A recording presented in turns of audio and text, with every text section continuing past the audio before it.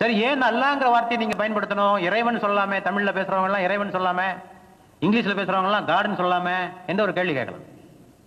ஏன் அந்த அல்லாஹ்வுடைய வார்த்தையை நாங்க கட்டி பிடித்துக் கொள்கிறோம் என்று சொன்னால், அல்லாஹ் என்ற வார்த்தை ஒரு தனித்தன்மையுடைய வார்த்தை. அல்லாஹ் என்பதற்கு பாலும் கிடையாது, பன்மையும் கிடையாது.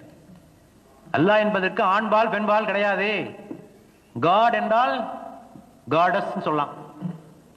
கடவுள், கடவுளர்கள், அதாவது ஆண் கடவுள் பெண் கடவுள் என்று சொல்லலாம்.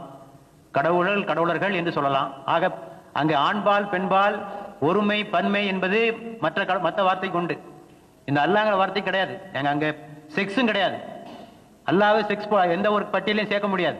இப்ப கடவுள்ங்கிற வார்த்தை கொடுத்தா ஆண் கடவுள் பெண் கடவுள்னு சொல்லலாம், காடு காடஸ் சொல்லலாம். அதே மாதிரி ஒருமை, இறைவன் இறைவன்கள் என்று சொல்லலாம். ஆனால் அல்லாங்கிற வார்த்தைக்கு பாலும் கிடையாது, பன்மையும் கிடையாது. ஆகவேதான் அந்த வார்த்தையை நாங்கள் பயன்படுத்திக் கொண்டிருக்கிறோம்.